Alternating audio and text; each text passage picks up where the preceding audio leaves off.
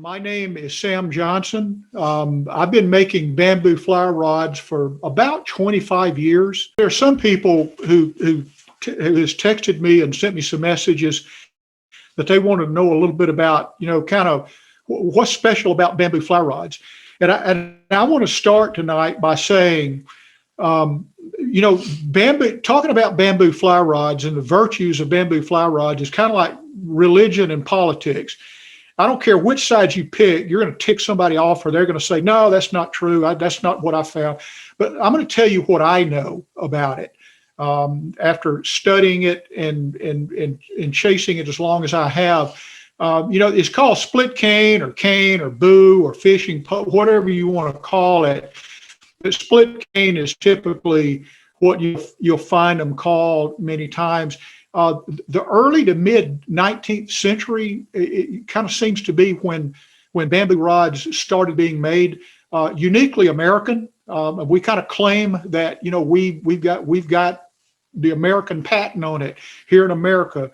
It was an American invention, and starting in the really early to mid 1800s, some of the earliest bamboo rods came about. They're most noted for their strength, and by strength I mean you're not going to break a bamboo rod any easier or quicker than you're going to break a graphite or a glass rod. And I would challenge you to take a graphite blank butt section and take a bamboo butt section and put it on the ground, jump up and down on both of them and scrub them on the concrete and just beat the crap out of them. And I can guarantee you that the bamboo will come out on top just about every time. So the only time I've ever broken a bamboo fly rod is in a car trunk lid and in a ceiling fan. I have never broken one in the fight with a fish. And I mean, I've fished 4 and 5 weights and caught 20 and 27 8-inch fish on them. And so they're very strong. They're heavier than graphite, of course, because they're solid. I think they tend to be a little more sensitive, especially with dry fly fishing. And for dry fly fishing, because they are a little bit heavier and slower in the way they develop the line loops, they tend to lay that fly on the water just a little bit more delicate than I found graphite. And I fish graphite too, but I find them to be a little more delicate there. Even a basic fly rod is going to take you 25 or 30 hours to make. Back when we were making LL Bean rods back in the late 90s, we had those down to a science. And it still took about 35 to 37 hours to make one of those double L rods. But then we've got some other rods that I'm going to show you in just a minute that can take 50 or 55 hours or more to make. So it's kind of up to you and with your experience. Typically what you see in bamboo rods are 3-piece, 2-tip rods. So occasionally on the shorter rods, 7 feet and below, there'll be 2-piece, 2-tip rods. But mostly what you'll see on the internet will be a 3-piece, 2-tip rod. The sections are generally made of 6 strips that are beveled into a 60-degree angle. And those are, and Chris, if we can go to full screen right there, I'd like to show just an example here. There you go.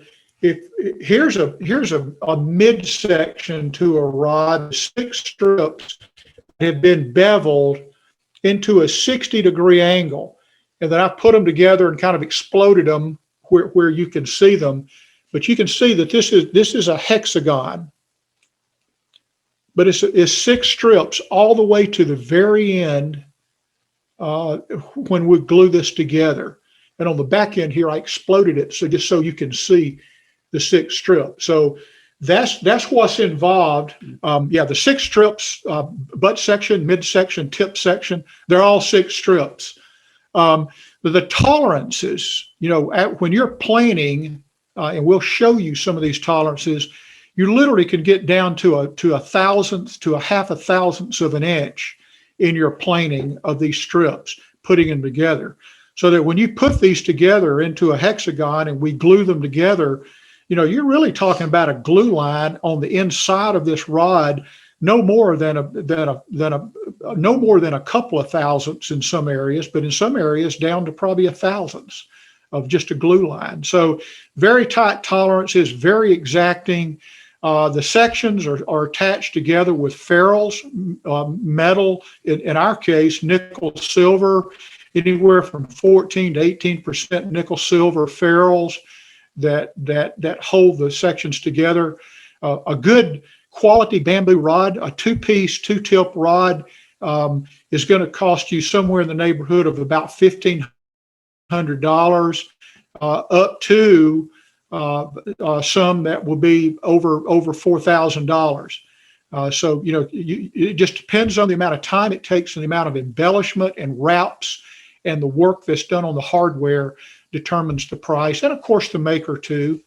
Back in the early to mid part of the last century, Hedden, Granger, Thomas, there were a lot of companies that made bamboo rods, and many of these companies like Granger made thousands of these rods a year because they automated the processes that they used. All of that equipment is gone.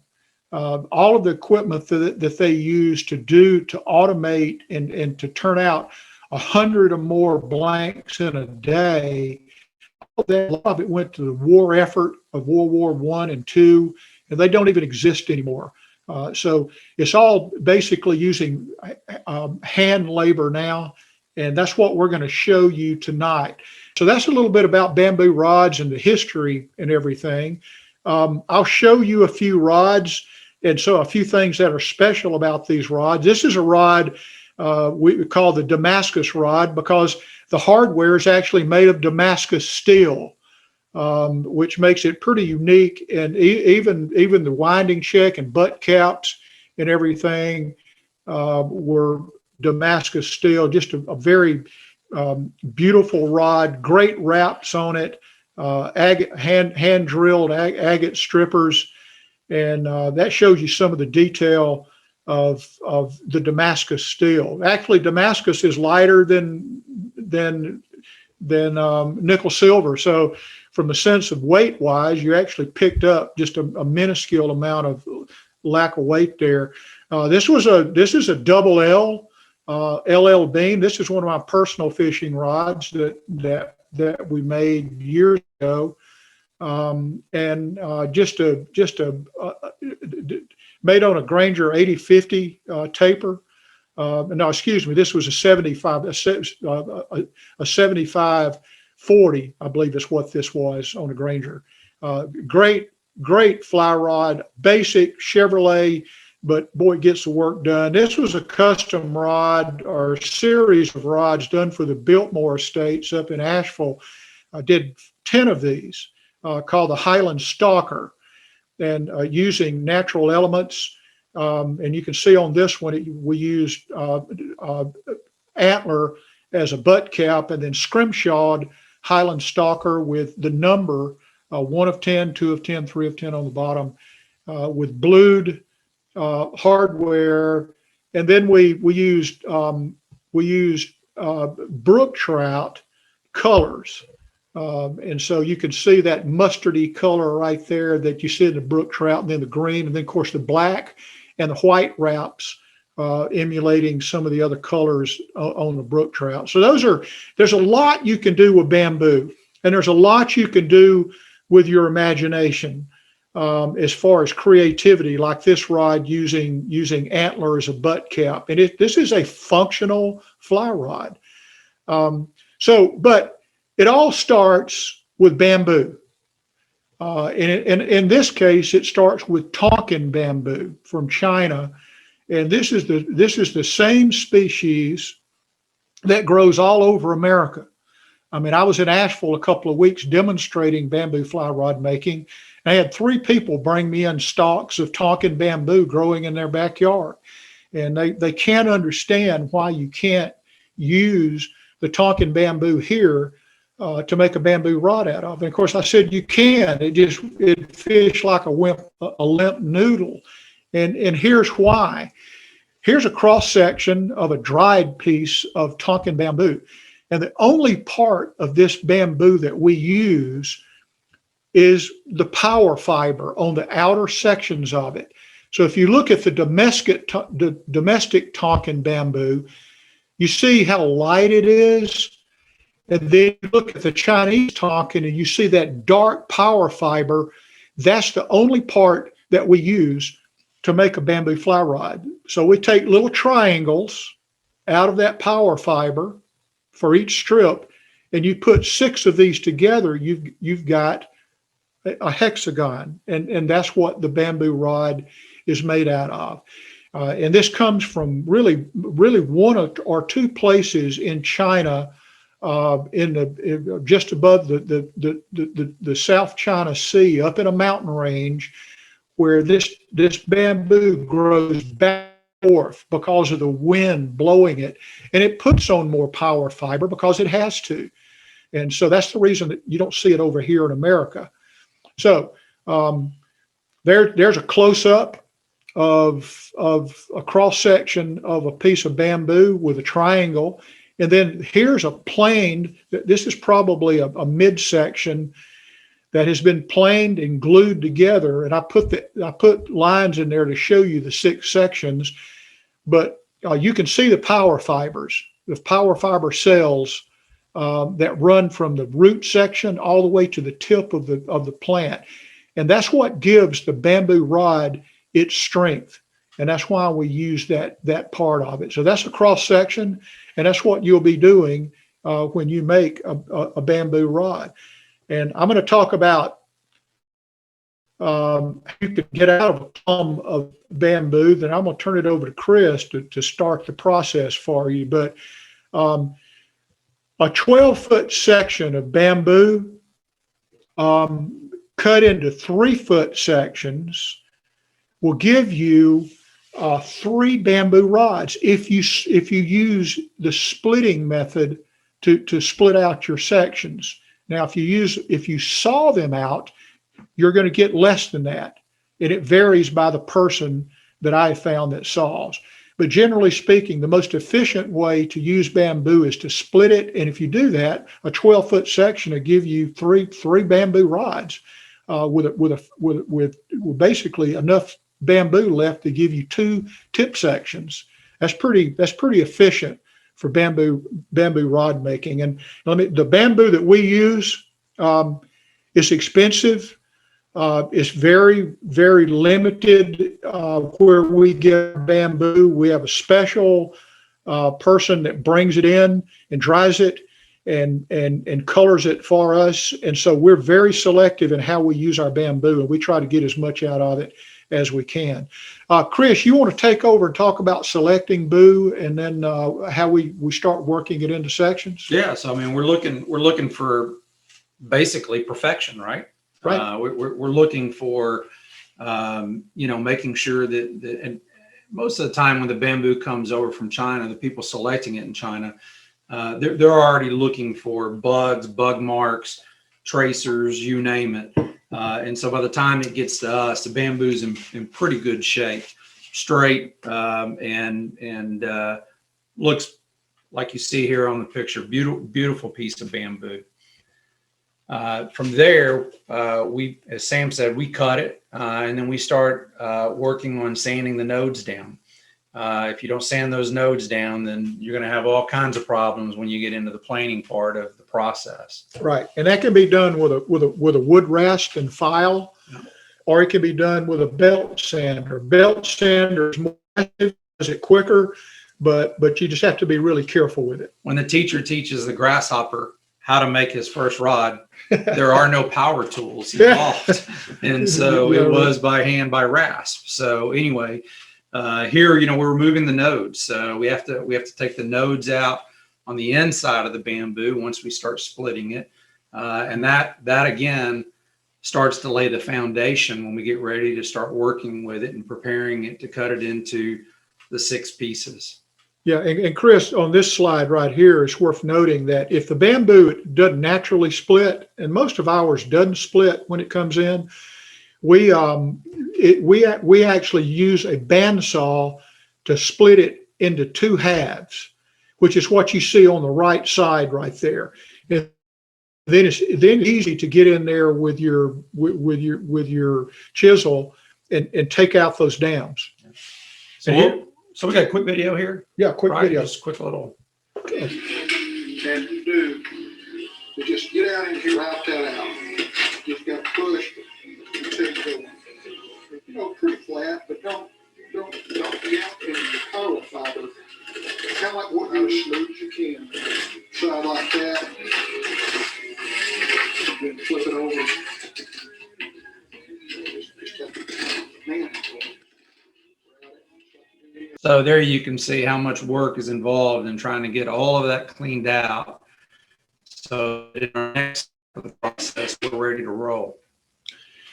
Chris, I want to speak to something here that a lot of rod makers get kind of emotional about, especially the traditional rod makers. A lot of them that I hang around. There's 2 ways to do your strips. You can split them out, which is traditional for small volume rod making, or you can saw these strips out, which is something that I've learned and perfected over the last probably 15 or 16 years.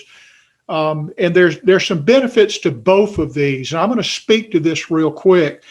And I know there's some of you out there, if you're a tenured rod maker and you're very traditional, you're probably going to take exception to what I'm going to say here, but it's the way I do it, and it works for me. It may not work for you, but I can tell you right now, I've got a lot of rods out that have been split out that you don't find on eBay, and I've got a lot of rods that have been sawed out. That you don't find on eBay. People get them and they keep them. So let me explain this for just a minute and explain my logic and kind of engineering rationale here. Is that what you're looking at there? If you just imagine that you got 2 strips of bamboo, and the lines that you're seeing are actually the power fibers. Just imagine that as the power fiber running from one end to the other.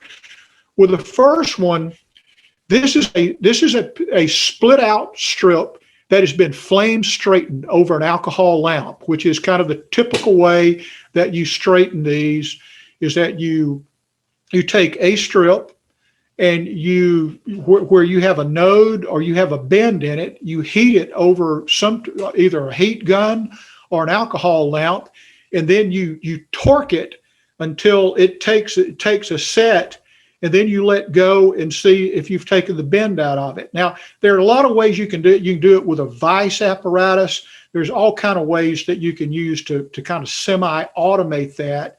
But what you're doing is putting heat normally to the most brittle part of the bamboo, which is the node. That's the hardest, most brittle part. And if you overheat it, which I've seen a lot of people do, all you've done is weaken that strip. But it's straight. But it's not perfectly straight. I've never seen a hand straightened bamboo strip that was perfectly straight. Now, to the contrary, down at the bottom, you've got a sawed out strip. And you have cut through some power fibers to do that. But notice the power fibers are somewhat, you got that wavy crooked in there because the boot can be a little bit crooked, and you're cutting on the bias. And so you're cutting through some power fibers there. But you're saying up here, well, we're splitting along the power fibers. We're not cutting those. So it's stronger. Well, not necessarily, because consider this. As you plane that strip, you're cutting through power fibers, because you got to be narrower toward the head of that strip as you are at the butt. So you're cutting through those power fibers just as you are with the sawed strip. you're cutting power fibers either way. Now the difference is this, and here's my logic. When I saw this strip out and I cut across those power fibers waving through there, I'm relieving all of the natural tension that's bound up in that strip of bamboo. Where in the strip that you have hand straightened and you plane it and then you glue it together, there's going to be a little bit of set in each one of those. And when you glue it together, you're going to have some natural tension in that rod section if it's split and flame straightened. Now, you can say, well, it's not that much. Well, it's not that much. And so I don't really think it makes a hill of beans either way, quite frankly. The biggest difference is that you're putting heat to the most vulnerable part of the bamboo when you flame straighten it. And on the sawed strip, you're relieving all of the natural tension. Therefore, it stays straighter is what I found. It doesn't take a set near as quick as a flame straightened strip with. So having said that, and I've been in teeth gnashing conversations with other rod makers about this, but this is what I found, and I find it to work very well for me. And so I would just encourage you to, consider either one of those.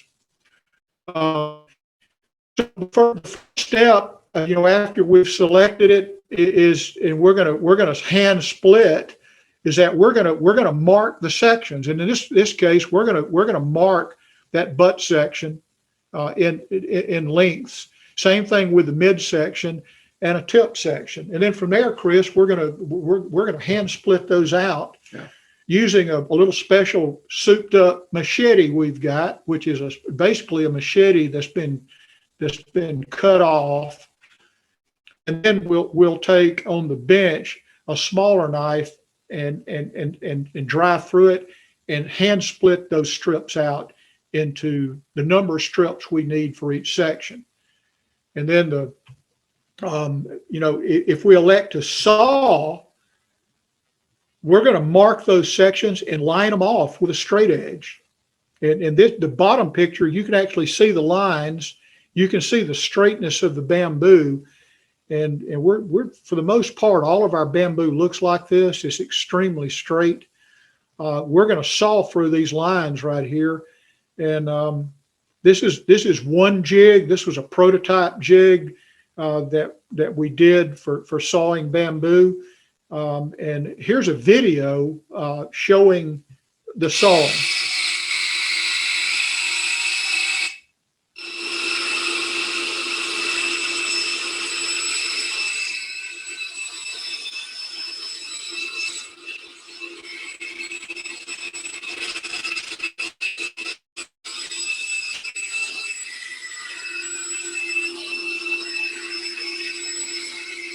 So there's two strips, one split on the right and one sawed on the left. And of course, you can see the one sawed is ready to go. I mean, it's ready to rough bevel, which will be the next step. But the one on the right that's been split out, you're going to have to straighten that. And sometimes it can take a while, to straighten that. And then sometimes you can break them and then you're in a real fix. So that's the kind of the pros and cons of sawing versus straightening there. When it comes to staggering nodes, aesthetically, when you stagger the nodes, you get a really nice rod. It looks pretty. It's structurally, it's strong. But you're going to find rods that, sometimes you make a mistake, or even makers, you'll see nodes lined up together. But typically we're trying to always do our best to keep those nodes staggered, because you're increasing the strength of that rod when you take this particular approach here. And again, aesthetically, it just looks better. Yeah, that's true, Chris, because if you consider the nodes are the hardest and most brittle part of the bamboo, you typically don't, engineering wise, you don't want them to glued together, because that way you would have 6 strips with the weakest part all in one level of the rod, and you don't want that. But now, having said that, I've got some rods that are close to 100 years old, that 2, and some of them, one of them, three nodes were glued together by mistake. And those rods are 100 years old, and they're still fishing. I still fish them every year. So I don't know how much of this stuff is lore and how much is real science. But keep in mind, you're working with grass. This is nothing. Bamboo is nothing but grass. And so you can only get so exact and so perfect. But the long and short of it is, they still catch fish, and it's rare that you do something really dumb and break it in a car door. But generally, staggering is pretty and everything, but I just don't, I wouldn't worry if you messed up a stagger right there.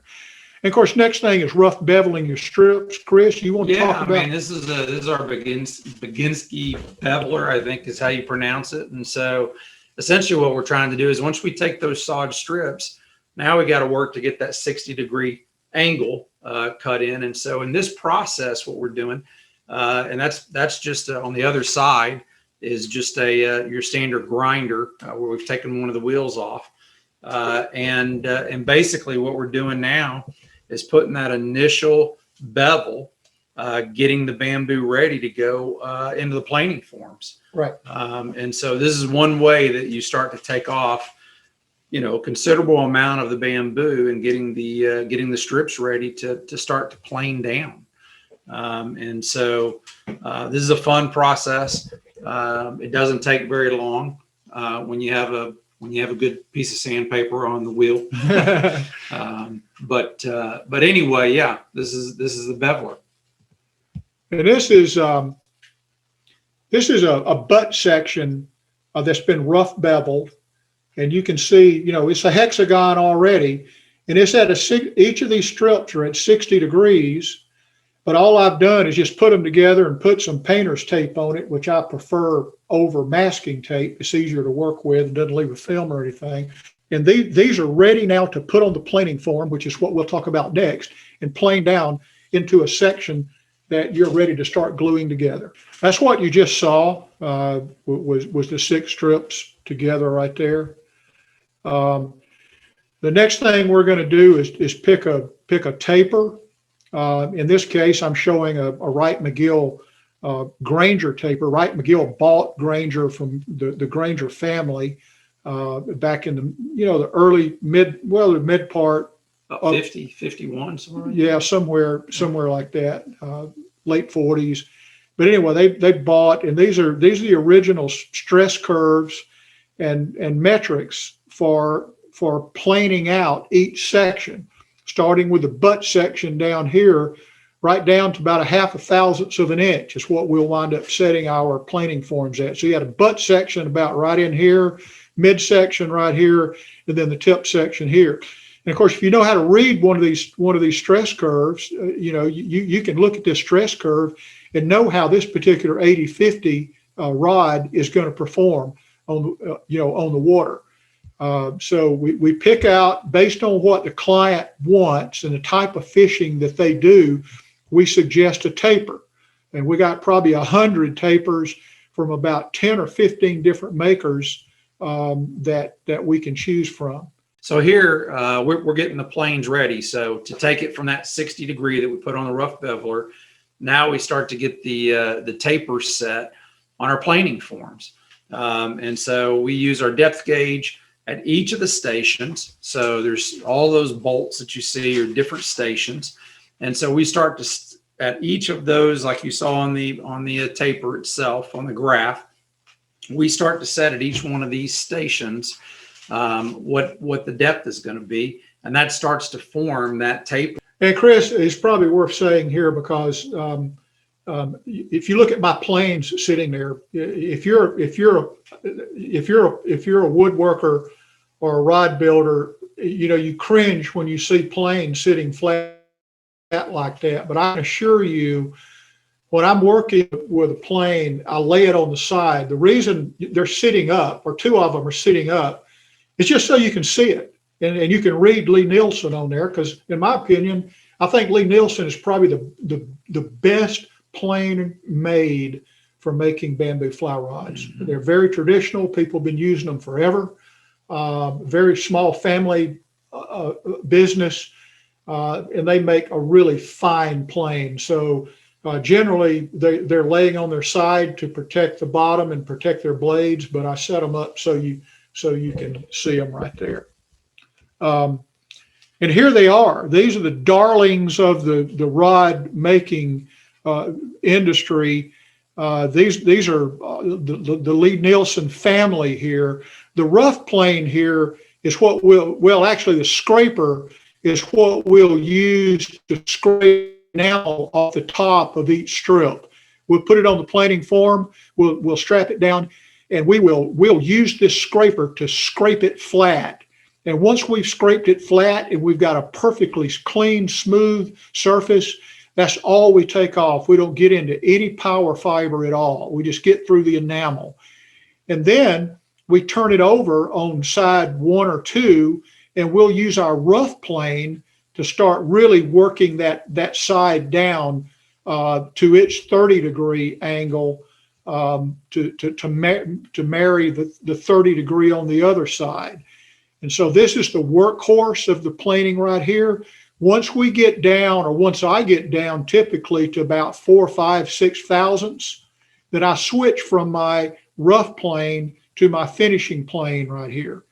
And the way I can tell is that I can tell by rubbing my finger over the top of the planing form, and I'll show you that in just a minute, and feeling the bamboo and the surface of the planing form. And I know about what 4 or 5 thousandths are. And when I get to that point, I flip over to my finished plane, which has a movable throat in it that I close up to probably a 64th of an inch or less. So I get no lifting of the fibers with that blade. That blade is very, you can see the flatness of that blade right there, about a 45, I believe is what that one is set at, I think. But it gets in there, and I mean, it will shave bamboo down to a 0.5 thousandths of an inch. You can see through the shavings that come off. They're so fine. Now, there are times when on a tip section that you'll have a problem with a tip strip, and I've got some violin planes here that are just tiny little things that can help you get down there and really work out some real issues that you've got. They've saved many a tip for me. But anyway, if you're going to make bamboo rods, these are the planes that I recommend, and most serious bamboo rod makers are probably already using. Chris, you want to talk a little bit about this planing business? Yeah. So, when we get into planing these down, once we've set the form, we get the taper that we want, then now we're ready to get to work with using the planes. And so we got a quick little video here to show you what that looks like. Yeah, I think this is the scraper right here. We're going to scrape the top off and get it flat. Start planing now. No, that's actually the rough plane. Just to know which one I'm playing. You're right, because when you finish, you want to put that dot back. Then you know what you've done and haven't done. Because when you plane that off, it'll come off. Yeah. The finished plane has a throat that closes, it'll be real tight, just be a sliver of light. It's about roughly 1 thousandth. And that's using the scraper. That's just using the scraper. And you don't have to take long. You just want to work each section until you've got it flat and you don't have any more enamel that's rounded up. You kind of got square edges. And be aware that these kind of things happen right here with planes, because the blades are razor sharp, and you're working with bamboo, which you'll get more cuts and sticks from bamboo than you ever will your planes, I promise you. but I've cut myself pretty good with both before. When you plane a strip out and it's planed out well, the edges are just as sharp as razor blades. So be very, very, very careful with it. It can help you create a new vocabulary if you don't. This is a tip section that's finished. And probably about 35 thousandths is where this is. And you can see, I put a little triangle there to show you the profile of the end of that. It's still a 60-degree angle triangle at the end of that strip. And that strip's about 3 feet long for that tip section. And you can see how exact that is. When you rub your finger over the top of this, you cannot tell the difference between the planing form and the bamboo. And whenever you get that kind of feel, you're within a thousandth to about a half a thousandth of an inch. And that's plenty close for a bamboo fly rod. Once we get that done, it's time to glue it together. And so what we do is put the strips together, all 6 of them, and we put a little masking tape around them. And then we bring it over here and we lay it on some either tin foil or wax paper, take an X-Acto knife, and we butterfly it open. We just slice that the tape, and we butterfly it open so that you're looking at the inside of the bamboo rod is what you're looking at. And if you taped it right, it stays together just fine. And then we take our glue, whether it be we'll use a Durabond or either a Tight Bond 2 or Tight Bond 3. They both work well. Tight Bond 3 is more water resistant. Durabond is waterproof, water resistant. And we brush it on there liberally. We make sure that every surface is completely coated, and then we just roll it back together, and we're ready then to put it into our binder. And this shows how we're butterflying it. Video of how 6 pieces roll together. There you go. They're ready to, And so that shows how we butterfly it open, and then the one on the right, we put the glue on it, and then we're ready to bind it. And Chris, you want to talk about binding? Yeah, this is great. This process. So once you glue it up, basically you get it ready for the binder. The binder is going to basically wrap thread, which we'll show you some pictures of, and we'll show you a video here. But it'll wrap thread. We'll do it one direction, then flip it around, and do it the other direction. And that's what's going to hold it together, as you'll see here, while it's going through the drying process.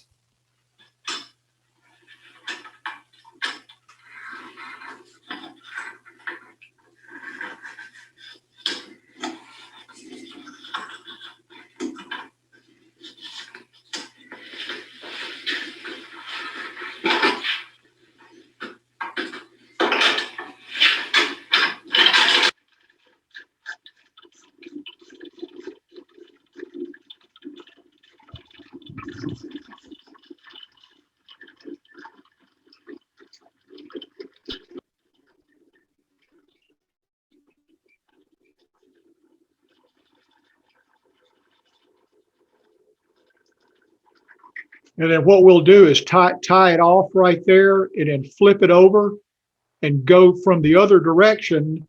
And when we're finished, you'll have a glued blank like that butt I just did, and it'll look like this. It'll be spiral bound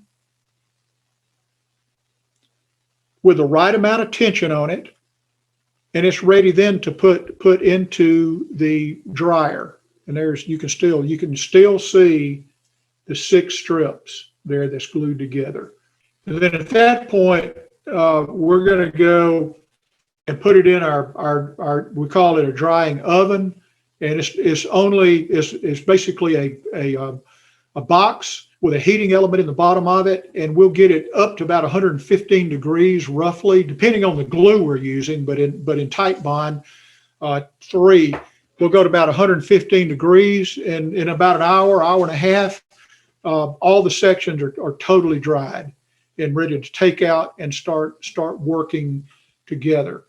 At that point, you take it out. It's going to look something like this. In fact, this is an older picture of a butt section that used Urac 185, which you can't get anymore. Great glue, binary glue. You mix it together, very stable. But that was Urac. I love that glue. I wish we could still get it. So it's ready now to start building into a rod. So Chris, you want to talk about the string? So obviously we got to take the string off, put the string on, got to take the string off. Yeah. And so, and this is a process we kind of pride ourselves on, right? We take the extra time to really scrape down, get all the glue off. And now we're ready to start dressing this rod, but we've taken all the glue, we've taken all the string off. And what you see here is you see the blank ready to go. That's true. And then while a lot of that's going on, we're machining or making ferrules. We buy ferrules and we make ferrules. Consider this, to make a 3-piece 2-tip rod, the ferrules for a 3-piece 2-tip rod. And I've made a bunch of these. I've made hundreds and hundreds of these. And it takes me about 3 to 3.5 hours to make that. So, and we can buy step-down ferrules, the equivalent of that, up for under $100. So you got to ask yourself, depending on the rod you're making and the grade of rod you're making, the price point of the rod you're making, do you want to buy ferrules or do you want to make ferrules? I would suggest if you're starting out making rods, you need to be buying ferrules, because making ferrules is a whole different learning curve, just like making bamboo rods. It's every bit as tedious and exacting and time consuming as making the rod itself. So just get used to that idea. As you get into some more custom applications and you want to customize your own design and decorate your own ferrules the way you want them, then you can start making them and or embellishing them. But I love making ferrules. It just takes a lot of time to do that. We also mount ferrules with one of the lathes, a metal lathe actually. We stick it through there, this like a butt section. And we will machine it down to the profile of the inside diameter of the ferrule that goes on it. And we will get it to within a couple of thousandths of the fit. And then we're ready to mount it using an adhesive. And so that's a very exacting part of making a bamboo rod, is making sure the ferrules are set on there right. And you're getting them glued on there properly. So that's a big part of making the rod. Once you get the ferrules on there, you're gonna lap those ferrules to fit. Now, this is another one of these things where rod makers get crazy about their technique opposed to somebody else's technique. Just remember the politics and religion analogy that I used. There's a lot of ways of doing some of these functions. And the way that I do it, I use sandpaper.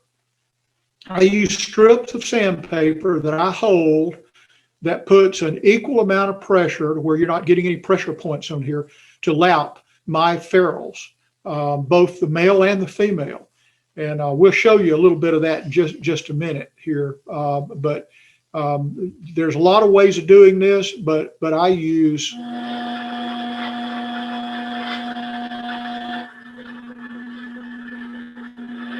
midsection.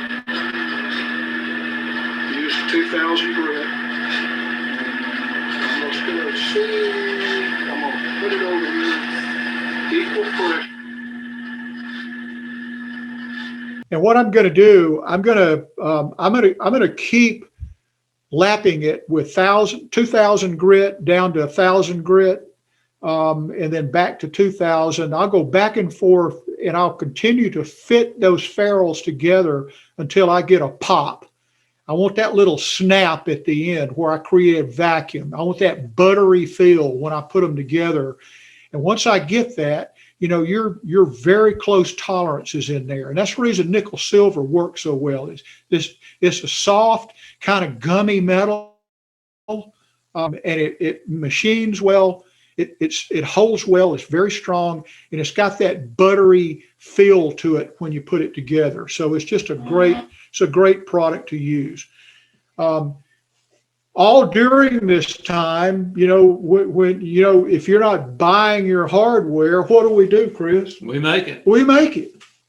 We put it on the lathe, and we start butt caps, and we do the decorative on it that we want to put on it, and again, it just depends on the style of rod and what the customer wants. So number of different things that we can do. That's exactly right. Whether we take just bar stock, nickel silver bar stock, and we turn off the butt caps, drill them out, the slide rings, winding check, court check, all of that we'll create. And quite frankly, this is one of my favorite things to do making rods is the metal work of making the hardware that's on the rod, because what you're making is something every bit as unique as the bamboo rod itself. There's not another piece that'll be exactly like that anywhere in the world. And so you can create your own style and design that'll be uniquely yours if you don't buy it. The wood for the spacers, we can buy or we can turn into pieces that are used for the reel seat. You can oil this, or you can actually dip it. We dip them, but all of this is kind of all going on at the same time. Here's one put together. This is a butt cap with roping, using a knurling tool on the metal lathe to put that roping on there that people like. You notice these little fine lines that are on here, both all the way on the end down here, and then there's roping here going up on the court check here. So there's just so much you do, and this is the artistry of making a custom bamboo rod for someone, that there's not going to be another one like it, and that's the unique thing about that.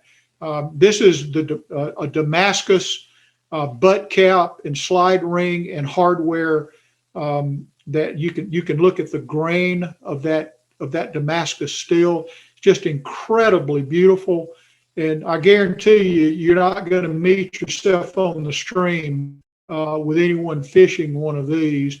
And when people are gathered around a campfire looking at their rods, you got a rod like this. This is they're probably going to be talking about your rod.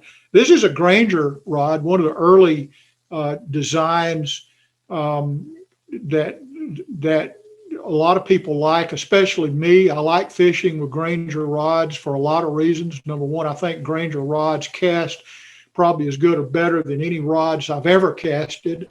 Goodwin Granger was a tournament caster himself, and so he designed a lot of his own tapers, and I think they're some of the finest casting rods that were ever made. And then it's time to make the handle, Chris. Yeah. So everything's kind of going on all at once, and while one thing's drying, we're working over here on another section, and so here we just use standard A grade cork rings and start putting them together, so that and gluing them up, and then once it dries, again we'll go back over on the lathe, and we'll start working that into whatever handle that you want. It could be a Coke bottle, it could be a half wells, a double wells, you name it. But yeah, here's the jig that allows us to set these up. So we can make whatever length the client wants on that and turn it, as Chris said, to whatever's necessary. This is one of my personal rods right here that these were very popular around the turn of the 19th century. Cork kind of got hard to come by, and so they started using wood handles balsa and other light woods, yellow woods and white woods, and they would wrap it with rattan. And then they would put furniture thread spacer in there as a sealer, and then they would dip it or seal it with something. And this handle that you're looking at here is right now 20, 22 years old. And this is my go-to fishing rod, right? I wear this rod out, and it's just a fine handle. That if you like something different, I would suggest make a rattan handle. These are kind of easy to do. I may do a video sometime on how to do these handles. I think there are a few of them out there. And then Chris, it's now time to start closing down on this rod and start wrapping it. Got to make it pretty. Got to make it pretty. So, you know, you can see the tooling here that we have. We take all of our measurements depending on what the taper is, start working our guides down, marking them. And so now, yeah, we're at the stage of making the rod look beautiful. The bamboo itself is gorgeous, but these are silk wraps, silk thread. You know, we start working the process. And this is a lot of very fine, detailed work. And this is where a lot of the expense of a rod comes in, is this very exacting. You have to be very careful not to get layovers on your thread. And it just takes a long time to do this. But if it's done right, it turns out to be a very, very beautiful rod. Exactly.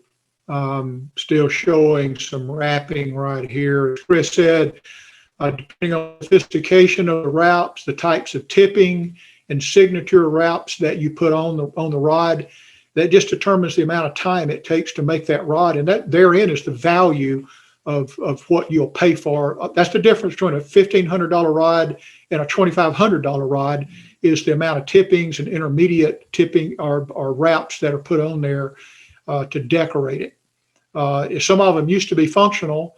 Most of them today are just aesthetic.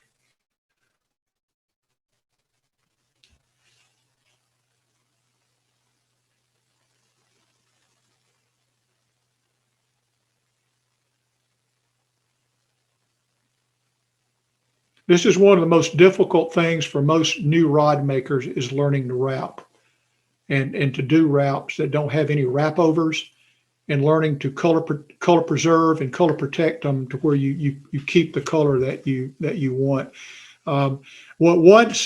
Once your wrapping is done and you have all of your stations on, your snake guides, your stripper, everything is wrapped and ready to go, it's time to put in the dip tank. And that's what you're looking at right here is one version of a dip tank. This is looking down into the tank itself, and we're gonna submerge each of these sections into that tube of spar varnish, and then we're gonna pull it out with this little trapeze at about roughly an inch and a half or 2 inches a minute. It'll pull it out so slow that the surface tension on in the tank, the varnish will pull all the excess varnish off of the rod instead of letting it build up and form drips on there. So this is what drives so many rod makers crazy, between wrapping and getting a good finish on your rod, a mirror finish without any drips and runs or bubbles. This is what separates a lot of rod makers right here. So that's a big piece. And then we take it and we stick it in the drying cabinet, and we close it and we heat it up to about 100 to 110 degrees and let it stay in there for the better part of a day. And then we're going to take each of these sections out after this, and we're going to sand them down with 1,000 grit sandpaper on a popsicle stick until we take all, it'll lay probably a thousandths to a thousandths and a half on there. We're going to take about a thousandths off and leave about a half a thousandths to a thousandths. So that way, after we do 3 or 4 dips, you've only got a thousandths on each side. That's not enough to change the taper or really weight the rod down or anything like that. So sanding and tacking with a tack rag and then redipping is a very important part of building a fly rod. And that's what builds up that mirror image that you get. So at the end of this, Chris, what you've got is a bamboo rod, a piece of functional art that started out as a piece of grass growing halfway around the world, and you turn it into something that's just incredibly beautiful with the hardware, handmade hardware in many cases, like this one right here, around the hand-drilled agate that's laid in there. All this is handmade. Notice the wraps. You actually can see the power fiber of the bamboo that's been actually shaved with your plane there that stripped it, and then see 3 of these, which is very difficult to do. For those of you who are rod makers that do wraps, to do intermediate wraps, you can spend a lot of time doing these things.